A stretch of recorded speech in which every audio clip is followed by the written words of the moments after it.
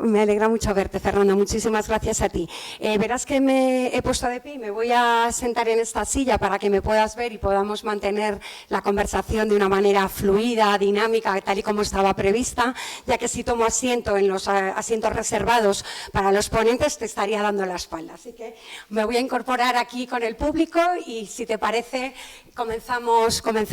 ya la sesión. Bueno, tal y como señalaba hace pocos minutos en la inauguración del curso, vamos a comenzar las sesiones y las mesas redondas, como no puede ser de otro modo, por el principio, ¿no? Como se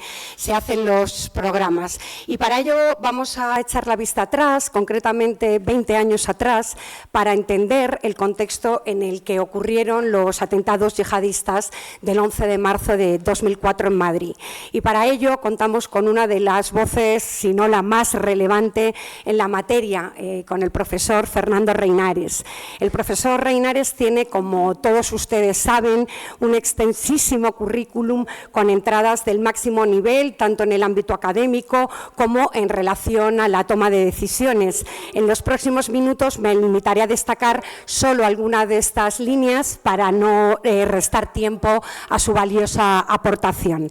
Fernando Reinares es catedrático de Ciencia Política en la Universidad Rey Juan Carlos de Madrid. Es además Distinguished Research Associate del Real Instituto Elcano.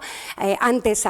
y durante muchos años ha sido director del programa sobre radicalización violenta y terrorismo global. Ha sido mi director y mi maestro durante muchos años y he tenido el honor y el orgullo de tomar yo la coordinación mientras él pasaba a esta posición de distinguido asociado de nuestra institución. El profesor Reinares interviene esta mañana desde Washington, donde se encuentra impartiendo un curso en Georgetown en su condición también de profesor adjunto de esa prestigiosa universidad norteamericana. También ha ejercido como asesor para asuntos de política antiterrorista del Ministerio del Interior entre los años 2004 y 2006 y en el último año ha estado vinculado con el Centro Memorial Víctimas de Terrorismo de Vitoria como investigador visitante, ¿no? en su año sabático. Desde luego aprovecho para agradecerle sinceramente en nombre de las instituciones organizadoras del curso, de la Universidad Complutense y en el mío propio, el esfuerzo por aceptar esta invitación, porque para que todos ustedes lo sepan, al otro lado del Atlántico son ahora mismo, si no me equivoco, Fernando, a las 4:30 de la madrugada, con lo cual gracias de veras por el esfuerzo. Pues bien, a lo largo de la próxima hora vamos a conversar con el profesor Reinares sobre una de sus principales líneas de investigación. Decía que si no es el mayor experto en estos atentados, pues es uno de los que está a la cabeza, desde luego. Esta línea la desarrolló a partir del año 2008, cuando casi por azar nuestro invitado descubre una sentencia dictada por el Tribunal de Manchester en el Reino Unido, en la que se hace referencia a un alto cargo de Al-Qaeda denominado Ilías el Español. Este hilo del que tira el profesor Reinares para acabar desenredando, ¿no?, la madeja de los atentados de Madrid, tras revisar miles de páginas y realizar un buen número de entrevistas en distintos lugares a lo largo y ancho del planeta, como Washington, Islamabad, pasando por Argel, Estambul, Milán o Rabat. O sea, una verdadera tarea de investigación académica. El resultado de tan ingente esfuerzo es una imponente trilogía sobre los atentados publicada por Galaxia Gutenberg. Los 3 títulos que componen la trilogía, como todos ustedes seguro saben, son Matadlos, quién estuvo detrás del 11M y por qué se atentó en España, 11M, la venganza de Al-Qaeda y 11M pudo evitarse. Desde una perspectiva académica, permítanme que señale la relevancia de esta trilogía para la literatura especializada en estudios de terrorismo y antiterrorismo. Y desde luego viene a responder muchos de los principales debates académicos que han girado en torno a la evolución de la amenaza yihadista la evolución del movimiento yihadista global y de la amenaza terrorista para Occidente, y que pretendía responder a cuestiones fundamentales como cuál cuál es el enemigo que combatimos, ¿no? ¿Cómo es esta amenaza? ¿Es una yihad con liderazgo, sin liderazgo? Bueno, muchas preguntas que el profesor Reinares, a través de este caso de estudio, da respuesta y aporta, ¿no?, a este conocimiento. Bueno, esta trilogía es una visión de los atentados que supera la verdad judicial a través de su investigación académica, abundando en aspectos tan relevantes que no pudieron ser abordados durante el juicio celebrado en la Audiencia Nacional, como las motivaciones para atentar en España y las conexiones internacionales de la red que atentó en Madrid. La trilogía, como digo, se cierra con un interrogante y es cómo pudo evitarse, cómo fue posible que estos planes llegasen a materializarse. Bueno, estos son algunos de los interrogantes y de los temas que vamos a comentar hoy con Fernando Reinares. Así que, en primer lugar, Fernando, si me permites que te tutee y te trate por tu nombre de pila, me gustaría preguntarte por el contexto global, ¿no?, y nacional en el que se producen los atentados del 11 de marzo. ¿Dónde estábamos entonces en relación al momento evolutivo del movimiento yihadista global? ¿Cómo era en particular la situación en España? ¿Cómo se veía la amenaza terrorista que suponía ya en aquel momento? ¿Y eran los españoles conscientes de la amenaza que el yihadismo suponía para nuestra sociedad? Si te parece, nos situamos en este momento para seguir avanzando en la conversación. Pues muchísimas gracias. Y soy yo el agradecido a la Fundación de Víctimas del Terrorismo, al Centro Memorial de Víctimas del Terrorismo, por haber contado conmigo para esta ocasión y además haber tenido la amabilidad de permitirme que pueda conectarme por vía telemática como lo estoy haciendo en este momento. Así que muchísimas gracias por permitirme participar en este curso de verano de la Universidad Complutense. Pues respondiendo a tu serie de preguntas, la situación del yihadismo global cuando ocurrieron los atentados de Madrid pues era la derivada de la respuesta internacional que se dio al 11 de septiembre. Al-Qaeda había sido privada de su santuario en Afganistán, estaba reubicada en Pakistán con otros condicionantes, de otro modo, ya no disponiendo de esas instalaciones con las que contaba en Afganistán para recibir partidarios y entrenarlos. Y el yihadismo global, que se encontraba en un momento, digamos, de decaimiento en el año 2002, pues revivió, se fortaleció de nuevo debido a la actividad de las organizaciones yihadistas en Irak, de las que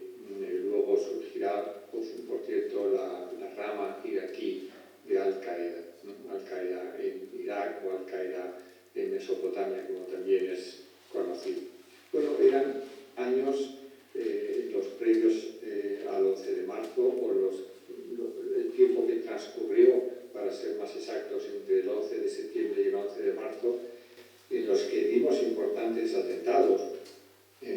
Por ejemplo, los atentados de Yerba, en Túnez, de Mombasa, en el año 2002, y ya en el año 2003 los de Estambul, y por supuesto los que más relevancia tienen desde una perspectiva española, los de mayo de 2003 en Casablanca. Y estos atentados pues fueron poniendo de manifiesto cómo evolucionaba la amenaza. Yerba y Mombasa fueron probablemente los últimos atentados que Al-Qaeda pudo planificar, preparar y ejecutar por sí misma, es decir, por sus propios medios, haciendo uso de sus propios operadores. Y sin embargo, ya en Estambul y en Casablanca vemos cómo, a pesar de que hay una participación de Al-Qaeda, sin embargo, la preparación y la ejecución de los atentados recae sobre grupos que operan en el país o en el ámbito regional. En el caso de Casablanca, concretamente el grupo islámico combatiente marroquí, que además los preparó durante un notable tiempo, durante el cual llevó a cabo una intensa labor de radicalización y reclutamiento en un barrio periférico de esta ciudad marroquí. Bueno, ¿dónde estaba España en aquellos momentos? Por decirlo en términos generales y sin entrar en detalles que quizá alguien quiera que ahondemos en el coloquio. Pues yo lo que primero recordaría, sin lugar a dudas, es que a lo largo de la década previa al 11 de marzo, España era, junto al Reino Unido, Italia y Alemania, o más concretamente, Madrid era, junto a Londres, Hamburgo y Milán, uno de los principales centros de actividad yihadista en Europa Occidental. De actividad, en primer lugar, de Al-Qaeda, pero también de grupos asociados con Al-Qaeda. Recordemos que la célula de Al-Qaeda o Al-Qaeda funda una célula en España que empieza a desarrollar sus actividades en el año 1994 y a la que, por las circunstancias de entonces, a las que podemos referirnos también más adelante, pues se deja persistir hasta noviembre del año 2001, hasta que tiene lugar la operación Dátil. Y a lo largo de este tiempo, pues es una célula que destaca, como digo, en el contexto europeo por sus extensas actividades de proselitismo, de reclutamiento de individuos, muchos de los cuales eran enviados a través de Turquía e Irán a Afganistán para entrenarse en campos de entrenamiento de Al-Qaeda y de entidades afines con Al-Qaeda, en particular del grupo islámico combatiente libio. Era una célula que facilitaba el apoyo logístico a otras organizaciones yihadistas en el norte de Europa y en Oriente Medio. Era una célula muy conocida también por su labor de financiación, entre otras cosas, para las estructuras europeas de Al-Qaeda. Y en este contexto, ya que acabo de hacer alusión a la operación Dátil, quisiera subrayar la importancia que tuvo esta operación, porque la operación Dátil fue el mayor golpe que Al-Qaeda recibió en Europa Occidental después del 11 de septiembre. Su magnitud solo es comparable al golpe que se asestó a Al-Qaeda en el verano del año 2006 en Londres. Y esta circunstancia, que sin embargo pues es clave para entender lo que ocurrirá después en España, pues es una circunstancia que ha estado en general un poco presente en la memoria tanto del público en general como de la clase política en particular española. No creo que se llegara a dar en su momento la importancia que esta operación tuvo, no se le llegó a dar la importancia real que tuvo. Probablemente en buena medida esto se explica por la intensidad y el reclamo de actividad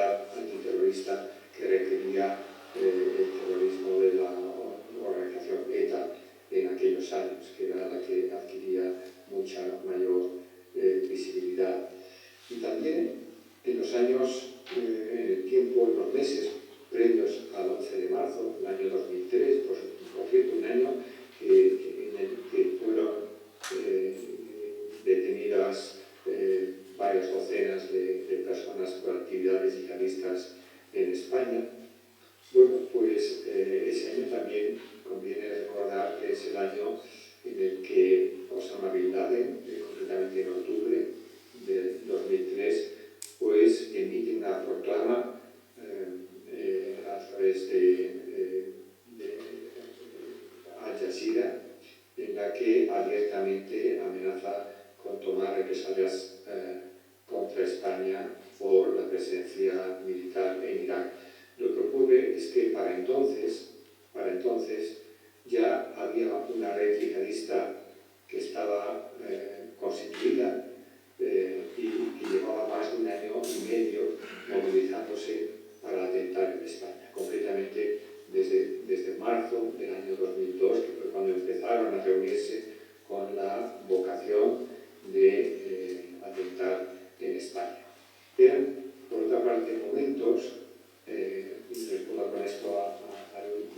la última pregunta, interrogante que me planteabas, Carola, eran momentos en los que, en el contexto de la guerra de Irak y relacionando esta amenaza con la guerra de Irak, pues había inquietud entre los españoles por el terrorismo yihadista, pero, insisto, se asociaba a la amenaza a la guerra de Irak. Y por otra parte, y de acuerdo con las propias,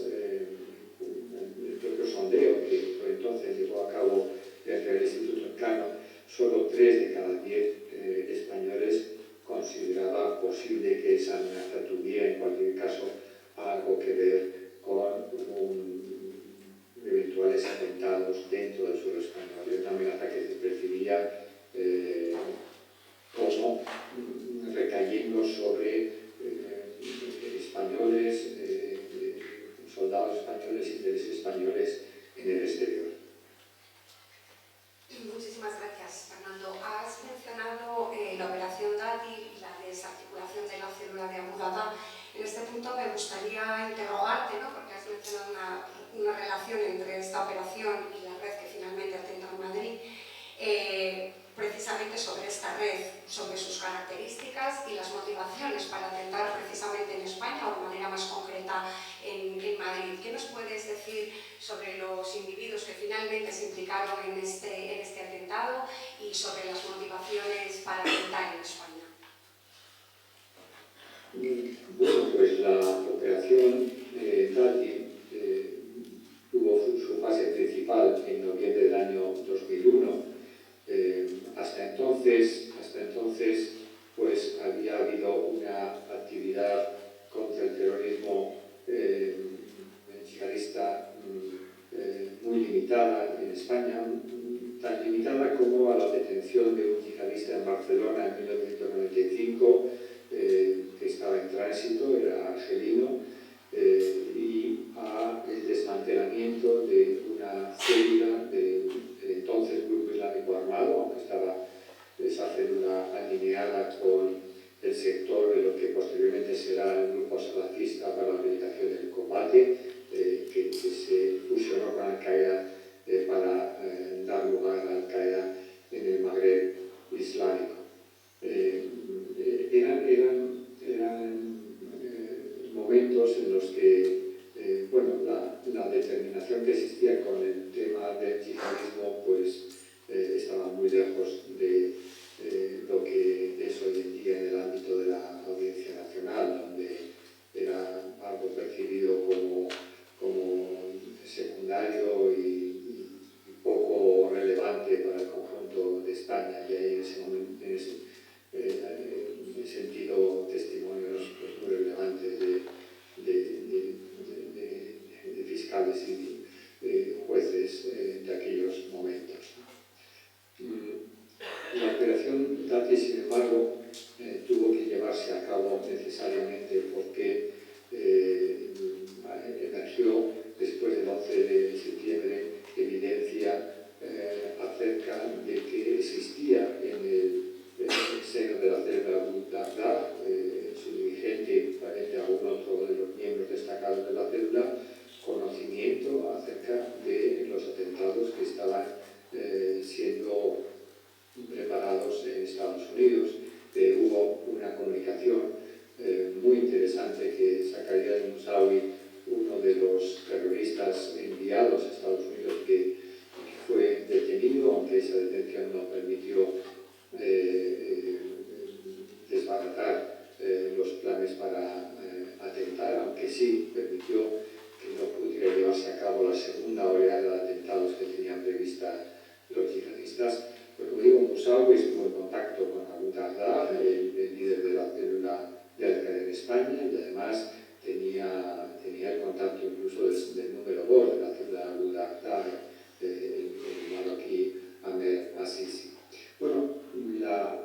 operación Dátil,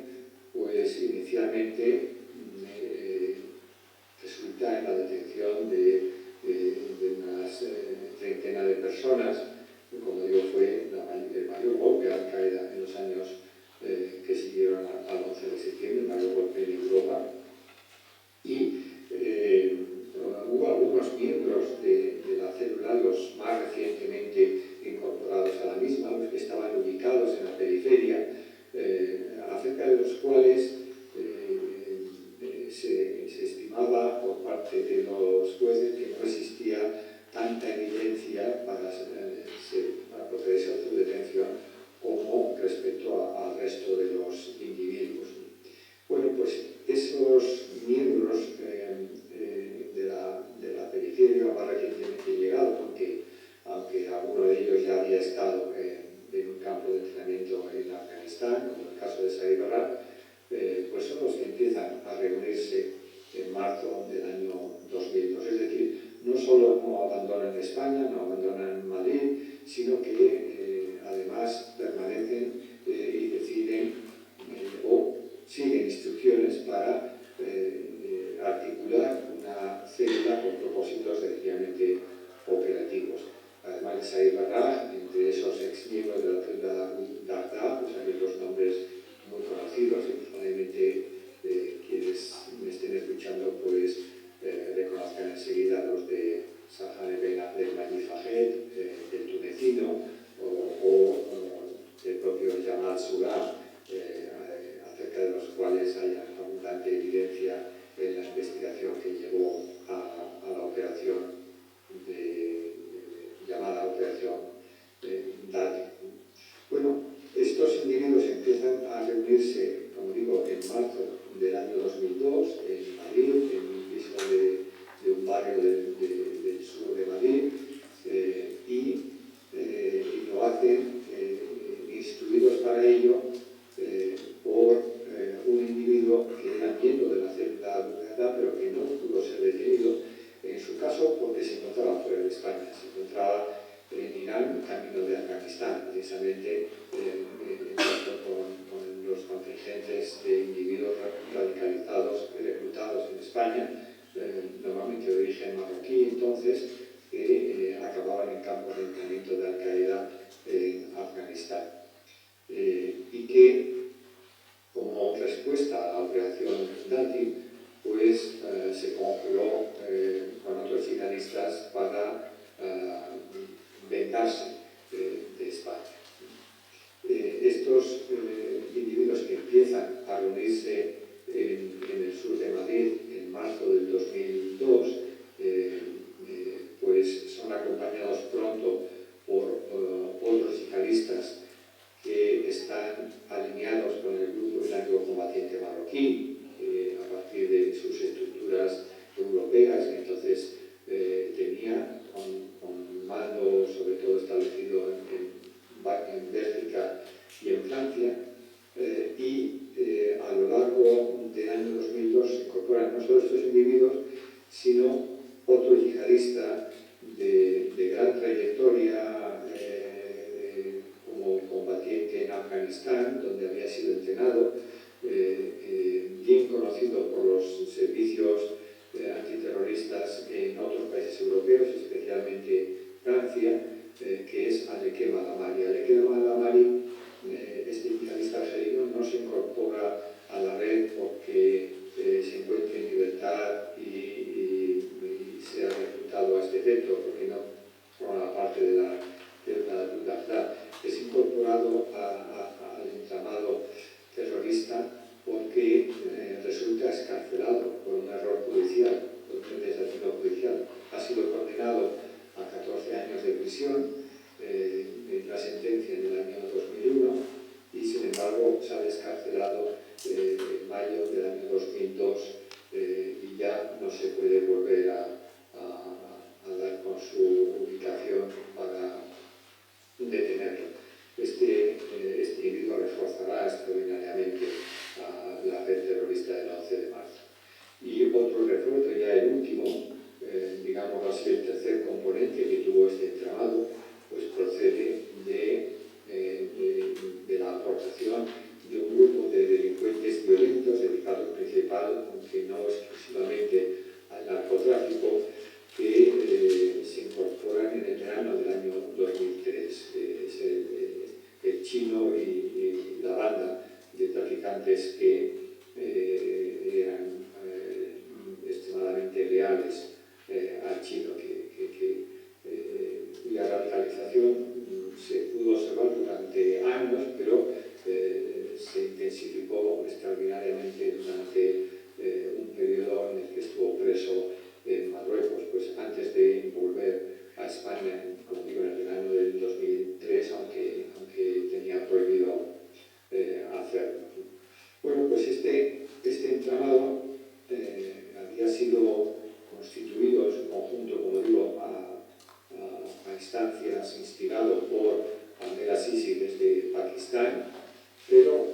Ahmed Azizi, que era un individuo conocido y con alta consideración en las estructuras de Al-Qaeda que se habían reubicado en Pakistán, pues en la primavera del año 2003 se convierte, después de haber pasado por distintas superposiciones, en Al-Qaeda Central, donde se integró, pues decidió no volver a España tras la operación Dafi, y en la primavera del año 2003, como digo, pues se convirtió en adjunto al jefe de operaciones externas de Al-Qaeda y actuó así como el enlace, el conducto entre Al-Qaeda Central, el mando de operaciones externas de Al-Qaeda Central en concreto, y la red terrorista del 11 de marzo. Tuvo, por cierto, la red otras conexiones, además de con el grupo islámico combatiente marroquí, con el liderazgo del grupo islámico combatiente libio, en concreto el tunecino estuvo en contacto con quien era entonces el líder del grupo islámico combatiente libio, Abdullah al-Sadek, pues en los meses previos además a que se produjeran los atentados de Madrid. Así que estamos hablando de una red terrorista que tenía muy fuertes, muy estrechas conexiones internacionales. Y por cierto, en la literatura de los estudios sobre terrorismo, hay algunas contribuciones que han subrayado en los últimos años qué características tienen o deben tener las redes terroristas para que resulten más eficaces a la hora de preparar y ejecutar atentados, en particular grandes atentados. Ocurre que la red terrorista del 11 de marzo pues, tenía las tres características. En primer lugar, tener un vínculo con el mando central de una organización en el exterior, como la red del 11M lo tenía con el mando central de Al-Qaeda en Pakistán. En segundo lugar, ser una red terrorista que cuente entre sus miembros con individuos dotados de experiencia combatiente o entrenados en campos de preparación de terroristas. Así tenemos en el caso del 11 de marzo, aparte del propio Azizi, que había estado al menos en dos ocasiones que sepamos en campos de Al-Qaeda en Afganistán. La red contaba con otros individuos que también tenían ese entrenamiento, Said Barraj, por ejemplo, Al-Kemal Amari, el propio Al-Kemal Amari, o el marroquí que conocían como Abu Bilal al-Afghani. Y en tercer lugar, se dice que una red terrorista tiende a incrementar extraordinariamente la posibilidad de que prepare y ejecute con eficacia atentados terroristas cuando cuenta entre sus miembros con individuos con mucha experiencia en el ámbito de la delincuencia violenta, que cuentan con habilidades para convertirse primero en operadores violentos como tales y después para desarrollar otras habilidades como las de financiación de atentados terroristas, cosa que en este caso pues, es evidente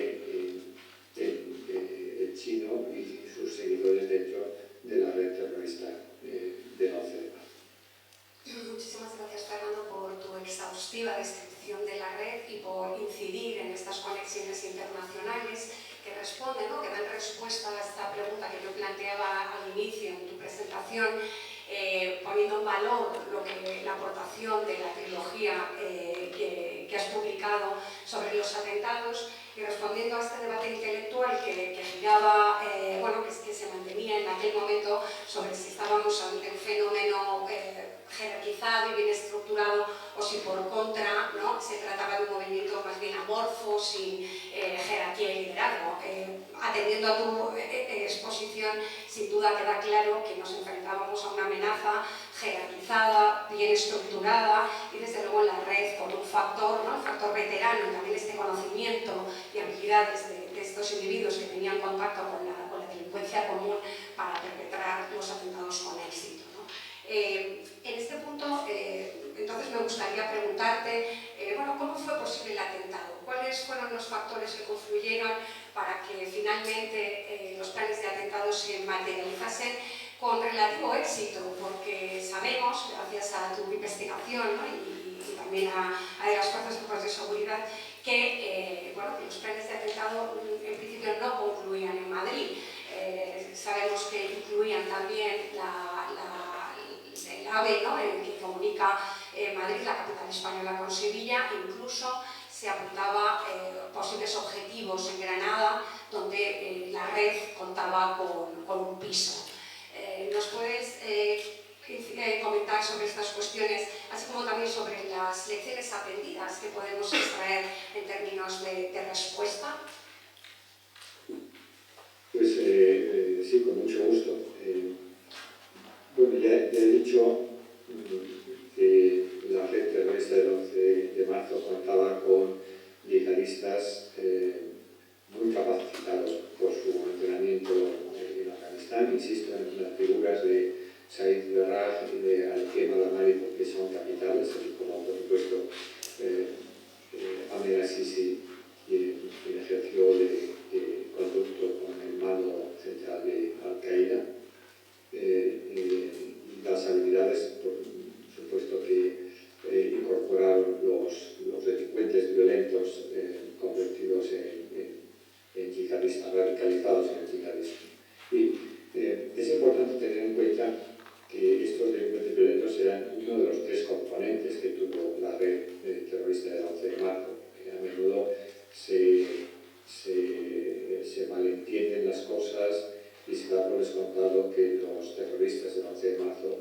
pues eran poco menos que unos delincuentes comunes radicalizados en el contexto de la guerra de Irak,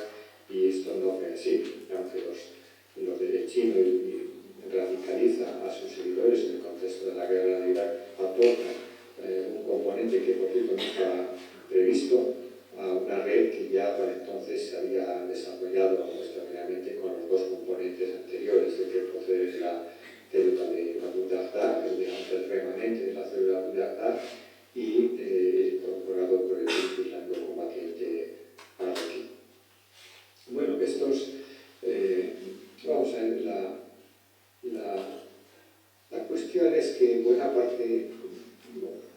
para ser exacto, los principales terroristas del 11 de marzo, eran todos ellos conocidos por actividades yihadistas en los ámbitos policiales correspondientes años antes de que ocurrieran los atentados en Madrid. Claro, eran miembros de la célula de Abu Dahdah, los conocían, los habían seguido desde al menos el 98, 99, durante el 2000, 2001, o sea que estamos hablando de una serie de individuos que estaban ya en el foco de atención de las fuerzas y cuerpos de seguridad del Estado, en concreto de la Unidad Central de Información Exterior, de la Comisaría General de Información del Cuerpo Nacional de Policía. Esto ya en sí mismo hace que hablar del 11 de marzo sea también hablar de un fallo policial, porque si bien es cierto que los funcionarios policiales se estaban esforzando y mucho por acumular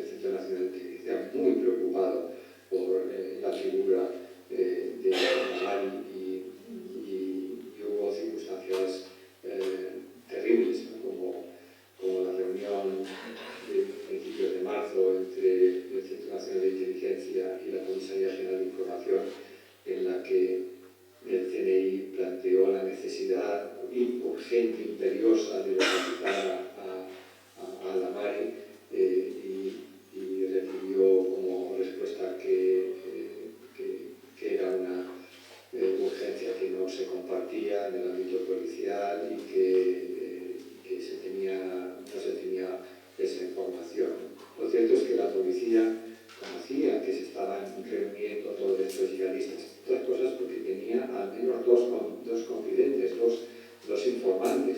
que además hablaban, contaban que, bueno, que ese grupo no era como los otros, que era muy peligroso, que hablaban de venganza, que hacían loas a Sisi y a la yihad en Afganistán y que además hablaban de atentar en Marruecos y de atentar en España, de hacer la yihad también dentro de España. Todo esto no se tomó suficientemente en serio y se ignoró, como digo, el efecto Boomerang, se ignoró la posibilidad de que estos individuos, a pesar de que se conocía el avistamiento de alguno de ellos en Afganistán, pues estuvieran preparándose para atentar en España. Esta información que de antemano se tenía en los ámbitos policiales, en el ámbito de la Comisaría General de Información, esta información desgraciadamente no evitó el 11 de marzo, pero sí quedó de manifiesto que existía, pues cuando apenas unas horas después de que la Unidad Central de Información Exterior recibiera la encomienda de hacerse cargo de la investigación del 11 de marzo, ese momento en el que pasa de la unidad de ETA a la unidad de terrorismo internacional, pues a las pocas horas están empezando a hacer las primeras detenciones. Y también gracias al conocimiento que se tenía de los individuos, como por ejemplo Said Barraj, a través de cuyo teléfono que había estado bajo control, como el del tunecino, como el de su banco, el de muchos otros, gracias a este control pues se llegó al piso de Leganés y con la respuesta del episodio de terrorismo suicida que llevaron a cabo 7 terroristas que finalmente quedaron recluidos en ese piso, pues la huida del resto, una vez que conocieron lo ocurrido, pues se evitó que los terroristas del 11M continuaran con su plan, y efectivamente su plan contemplaba otras cosas, ¿no? En el Centro Memorial de las Víctimas del Terrorismo en Vitoria, por ejemplo, se conserva una nota en la que se habían jerarquizado otros que se encontró en Leganés, además, otros blancos, pues a un restaurante de comida norteamericana, digámoslo así, norteamericana, a un centro comercial del sur de Madrid, el centro recreativo de la comunidad judía en el norte de España, bueno, el tren de alta velocidad, cosa que estuvieron cerca de conseguir, y hay que tener en cuenta que los terroristas que se habían escondido en Leganés, porque una parte de ellos, una parte de los que procedían de lo que había sido incorporado por un amigo combatiente marroquí, vivían ya en Leganés con anterioridad, pues pensaban estar en Leganés como un mes y medio, y habían alquilado con una documentación falsa una casa en la localidad de Albolote, en la provincia de Granada, es decir, donde hay una prisión, donde está una de las ciudades más emblemáticas del pasado histórico de Al-Ándalus, es decir, con toda la significación que todo ello tuvo. Hubo episodios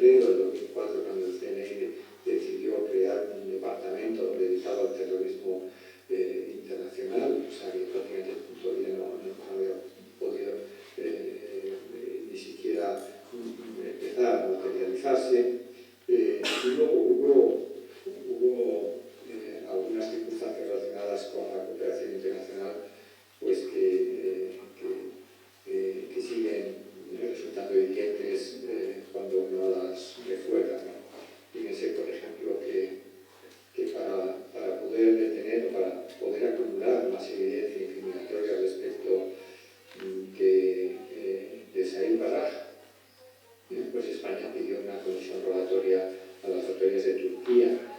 quienes sabían que había sido detenido en tránsito hacia Irán, camino de un campo en Afganistán. La comisión rogatoria turca se tomó más de un año y medio y llegó a la mesa de responsables de la Unidad Central de Información Exterior el 10 de marzo del año 2004, es decir, el día anterior, cuando fueron a detener a Berat, no estaba en su domicilio, había trasladado a su familia fuera de Madrid, al sur de España, y estaba preparándose con otros de los terroristas del 11 de marzo para los atentados que iba a contribuir a ejecutar al día siguiente. Es cierto también, hay que hacer mención al hecho de que hubo individuos, tanto en los ámbitos de las comunidades musulmanas allegados a los yihadistas, como fuera de ellos, que tuvieron razones suficientes para pensar que algo importante se estaba planeando en Madrid y bueno, pues no acudieron a tiempo a las autoridades y como tampoco lo hizo ningún miembro de esa red criminal de españoles nativos que les facilitó los explosivos a cambio de drogas y dinero. Y bueno, si tuviéramos que pensar en las lecciones, bueno, son no pocas, ¿no? Desde luego,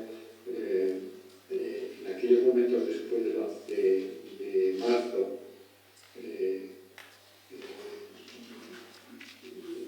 cuando yo pude incorporarme como asesor de política antiterrorista del ministro del Interior entonces, José Antonio Alonso, desde luego lo que no se hizo fue perder el tiempo en una obviedad, que había sido un atentado yihadista y olvidarse de la pugna espuria acerca de la atribución de culpa por los atentados en la que se deslizó una experiencia política y social España y centrarse en la realidad de las cosas. Había que necesariamente mejorar las capacidades de inteligencia policial de los servicios de inteligencia, porque España tenía un sistema antiterrorista muy desarrollado y muy eficaz, pero muy desarrollado y muy eficaz en la lucha contra ETA, y estábamos hablando ahora de otro terrorismo diferente, con una morfología distinta, que hablaba un idioma distinto, que se estructuraba de un modo también distinto y que requería una gran inversión en términos de recursos humanos y materiales para mejorar esas capacidades de inteligencia. Había que adaptar la legislación española a las características de este nuevo terrorismo, había que reforzar la cooperación internacional, había que tratar de desarrollar una mayor concienciación social en relación con todo este tema y hubo unas lecciones específicas, claro está, que bueno, los yihadistas se revuelven contra las sociedades abiertas, contra los países europeos, contra España en particular, no solo porque se envían soldados a perseguirlos o a combatirlos en el exterior, sino porque se envían policías a perseguirlos en el interior. Y esto que los yihadistas entienden y sus doctrinarios entienden como una quiebra de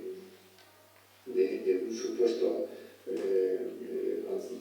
contrato de seguridad que dan por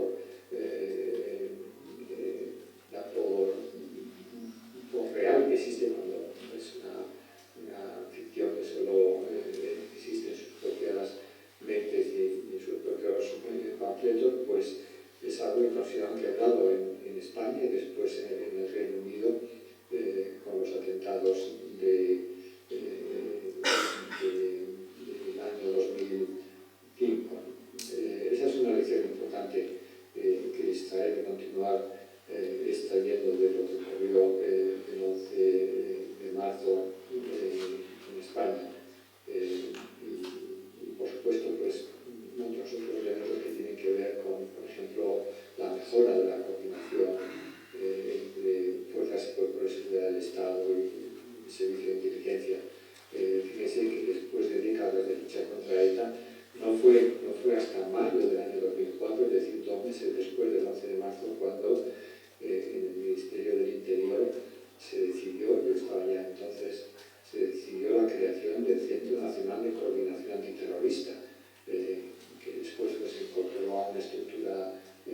más amplia, también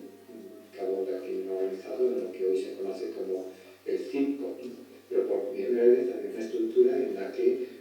policía, guardia civil y el Centro Nacional de Inteligencia iban a colaborar, iban a cooperar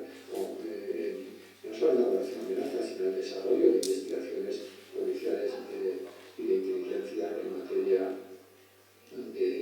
terrorismo. Hubo una serie de avances muy importantes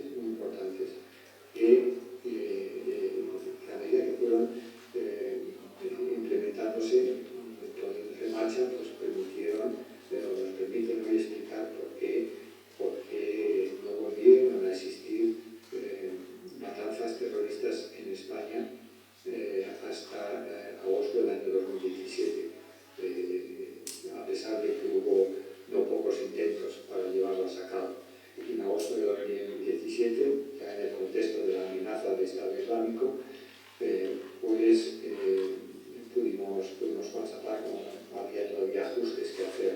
en todo esto, ¿no? En este caso concreto relacionados sobre todo, aunque no exclusivamente, con la incorporación de las policías autonómicas que tienen competencias en materia de terrorismo, pues a todas estas estructuras de coordinación pues que permiten mejorar las capacidades de los servicios de seguridad para prevenir y desbaratar a tiempo atentados. Después del 11 de marzo y ante la sorpresa que supuso lo que ocurrió, cuando digo porque se ignoró el efecto boomerang, la sorpresa pues llegó al acuerdo tácito de que entre fiscales, jueces y policías, de que para evitar sorpresas pues iban en el futuro a anticipar las operaciones policiales para una vez que había cierta inquietud respecto a la potencial deriva finalmente violenta de algunas zonas de los yihadistas, pues adoptar esa deriva lo antes posible. Bueno, esto ha coadyuvado, claro, a evitar atentados. También nos ha generado problemas, como por ejemplo el hecho de que, claro, al anticiparse estas operaciones, pues el rango de delitos por los cuales se condena a los yihadistas pues es de una magnitud inferior a la que podría ser de otro modo y para un tiempo menor en cárceles, y sabemos por la experiencia de la Mari y por otros que las cárceles no cumplen todavía ni en España ni en los lugares europeos en su nivel óptimo necesario, pues esa función de desenganchar y desradicalizar a los yihadistas que ingresan en ellas, por lo que a su salida, pues además de expulsiones a países de origen, pues es preciso un seguimiento para asegurar que no se trata de individuos que van a tratar de retornar a la actividad yihadista. Muchísimas gracias, Fernando. Son en España las 11:21, la finalización de esta conferencia está prevista para las 11:30, así que en este punto, si te parece, me gustaría abrir dar la voz también al público, a nuestros estudiantes, por si quieren plantear alguna pregunta o comentario sobre tu intervención o sobre algún aspecto de relevancia. Mientras tal vez ellos piensan su pregunta y mirando ya hacia el futuro, sí me gustaría a mí preguntarte, en tu condición de experto en esta materia, con tantos años de trayectoria profesional a tus espaldas, desde las distintos puestos en los que has estado. Sí me gustaría tal vez recoger tu valoración. Decíamos al inicio, en la inauguración de este curso, que es una de las amenazas más prevalentes, ¿no?, a la seguridad de nuestras sociedades. Y este año se conmemora el 20 aniversario de los atentados del 11 de marzo y me gustaría preguntarte, ¿crees que el yihadismo y su amenaza terrorista para Occidente perdurará otros 20 años? ¿Cuál es tu visión? No pretendemos que saques la bola de cristal, pero sí en base a tu reflexión, tu experiencia, tu conocimiento. ¿Crees que prevalecerá otros 20 años?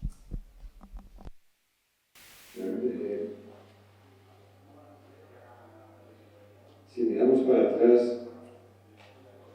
y comparamos la situación actual con la que existía cuando se produjeron los atentados del 11 de marzo, es indudable que hoy tenemos un yihadismo global mucho más extendido en el mundo, un yihadismo global que se ha desarrollado extraordinaria y sobrecogedoramente en África, desde África Occidental hasta el Cuerno de África, pasando por supuesto por los territorios del Sahel y toda la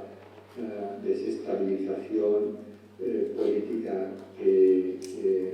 han producido y que siguen produciendo, que el fenómeno ha vuelto a su origen en el ámbito del sur de Asia, afgano-pakistaní, y se ha extendido también por Asia Central, que sigue siendo un fenómeno activo en Oriente Medio, que a diferencia de lo que ocurría hace 20 años, pues hoy se encuentra extinguido en dos. El sector Al-Qaeda, que era el que existía hace 20 años exclusivamente, hoy tenemos sin embargo el sector Estado Islámico, que surgió en el año 2014 con el califato y con la expulsión de la rama iraquí de Al-Qaeda y su configuración, como digo, en una entidad rival, adversaria de Al-Qaeda. Tenemos hoy estos dos bloques con un fenómeno más extendido, bloques que compiten entre ellos, pero que han empezado a dar muestras de cooperación entre ellos, y creo que para el conjunto de la Unión Europea, y probablemente en esto se van a detener con mucho detalle en otras mesas redondas de este curso de verano, pues esta amenaza terrorista que procede del yihadismo global pues va a continuar siendo la principal, aunque no sea la exclusiva en las próximas al menos 2 décadas. Sí, no creo que, tal y como han ido evolucionando las cosas en tiempos recientes, estemos ante un fenómeno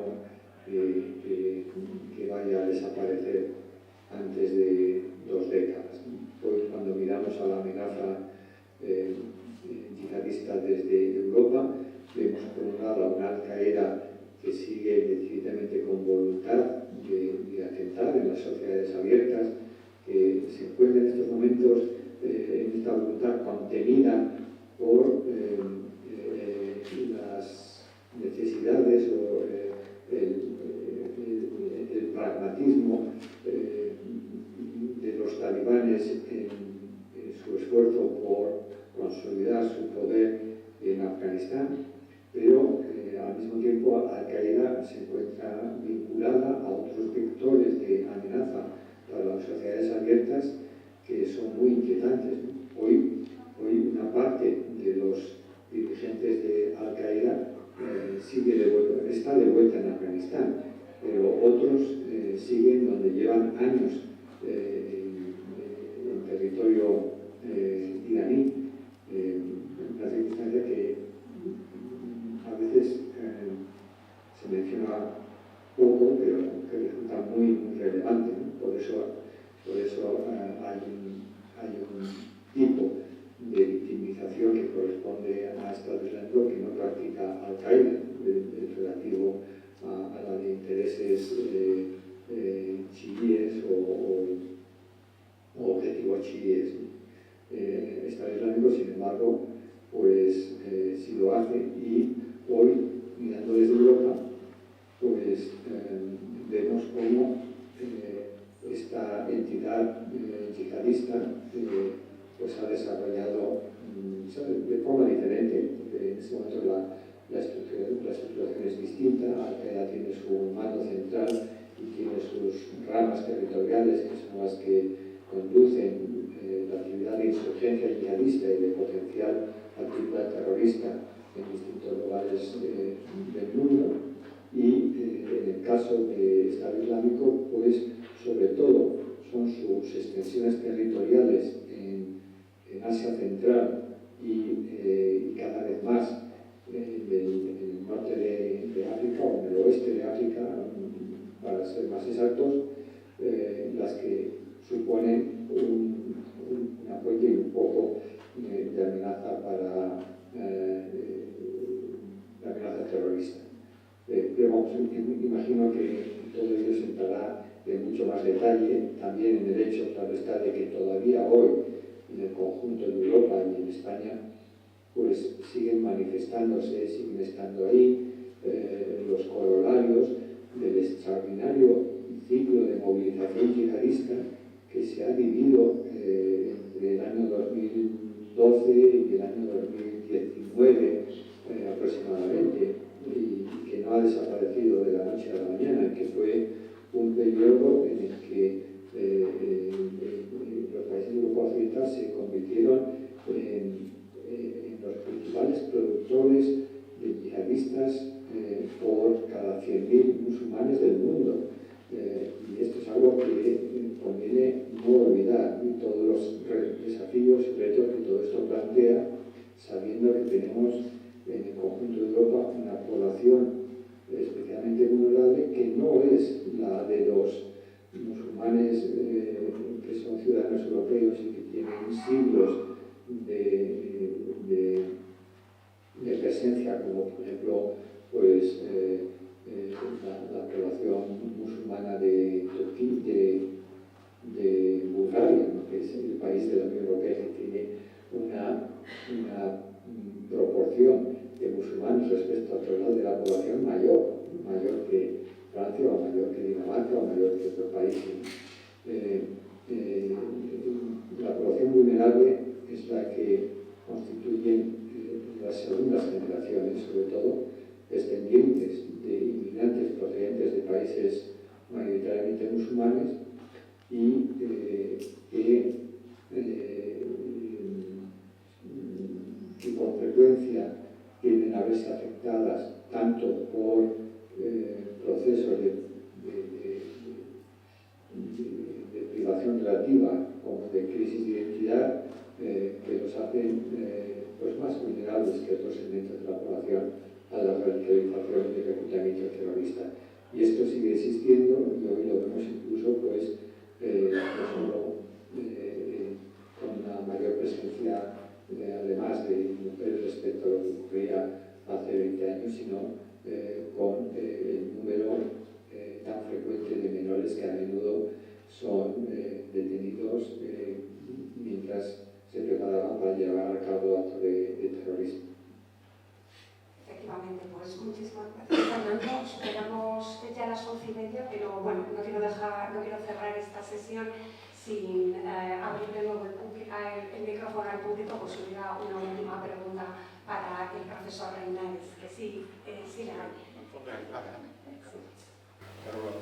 Si es tan amable, por favor, de presentarse. Tenemos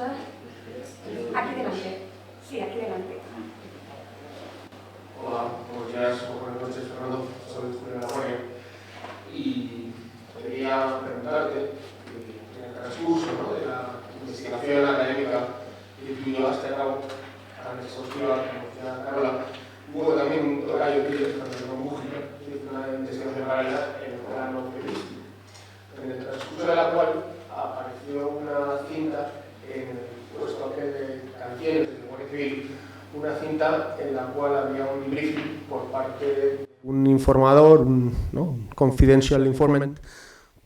de un agente, un teniente del Servicio de Información de la Guardia Civil, en el cual se hablaba de que había una trama allí en Asturias que quería intercambiar droga por explosivos. Si no me equivoco, esa cinta está grabada en 2001. Entonces, te quería preguntar si te parece que esa cinta tiene algún tipo de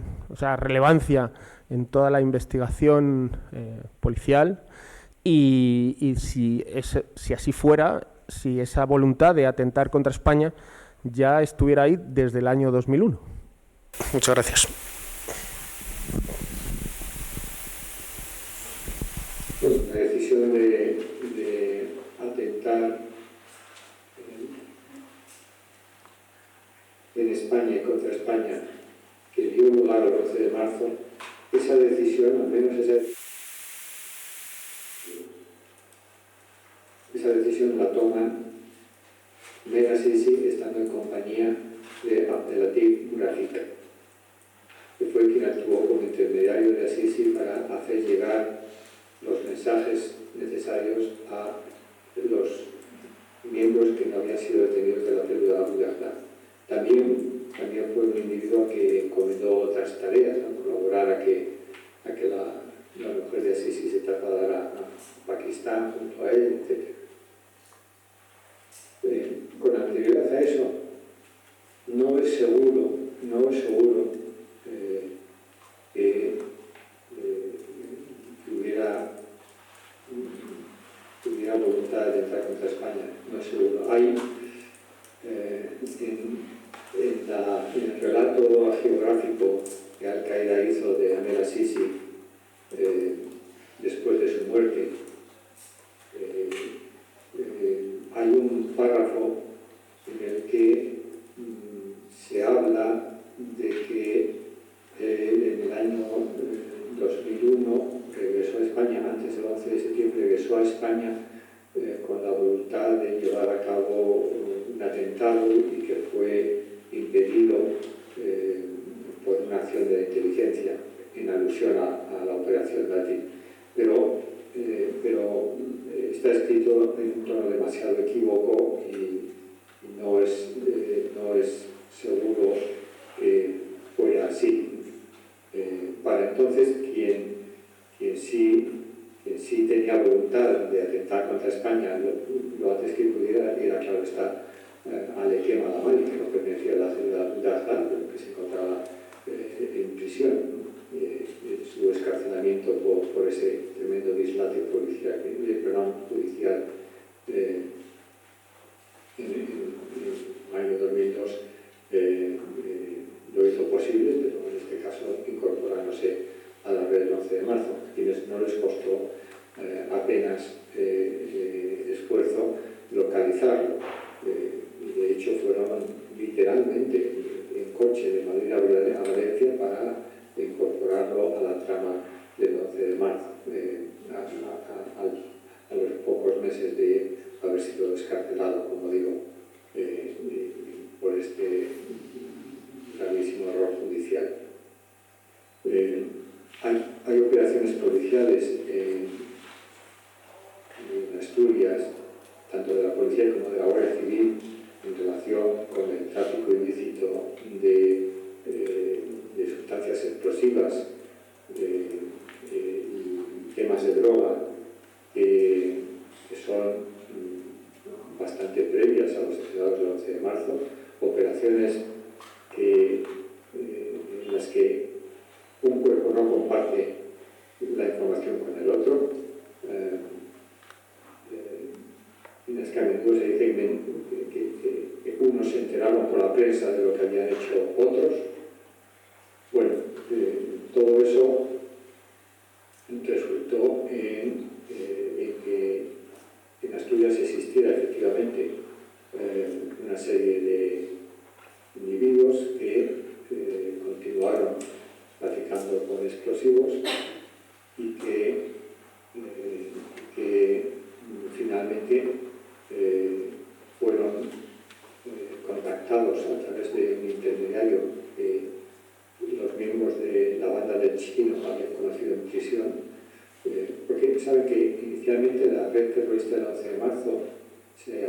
planteado fabricar explosivos